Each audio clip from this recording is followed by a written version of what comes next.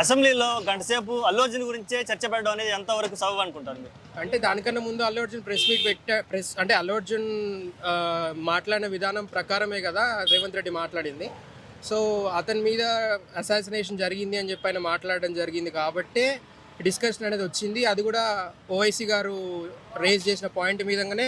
అంటే ఇదంతా చూస్తుంటే ప్రీ ప్లాన్డ్ వాళ్ళంతా వాళ్ళే ఒకటి ముందుగానే డిస్కషన్ చేసుకొని ఈ టాపిక్ గురించి మాట్లాడాలనుకొని అట్లే లేదు. ప్రీ ప్లాన్డ్ అనేది అయితే చెప్పలేము, because we all known about Owaisi. అతను జనరల్ ఇష్యూస్ మీద తీస్తాడు కాబట్టి అదే జరుగుంటుంది తప్ప ప్రీ ప్లాన్డ్ అని అయితే నేనైతే అనుకోను. That is for sure. Okay, గతంలో ఇప్పుడు జరిగినటువంటి ఈ ఫార్ములా రేస్ ఏదైతే ఉందో హైదరాబాద్లో మీరు చూసే ఉంటారు, అంతకుముందు కేటీఆర్ గారు ఆధ్వర్యంలో జరిగింది. ఇప్పుడు దాంట్లో కూడా కొన్ని అవకతవకలు జరిగాయి. రేపు మళ్ళీ కేటీఆర్ గారిని అరెస్ట్ చేయబోతున్నారంటూ కొన్ని వార్తలు వస్తున్నాయి.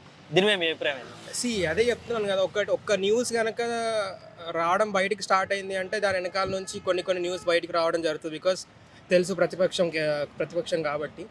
సో అది దాంట్లో అది ఎంతవరకు దీనికి లింక్ ఉంది, దానికి కేటీఆర్ ఎంతవరకు బాధ్యత వహిస్తాడు అనేది మనం చెప్పలేము. అది all depends on him and those are stating himself. అలా వాళ్ళకి తరపున మాట్లాడిన వాళ్ళ గురించి తెలుస్తుంది.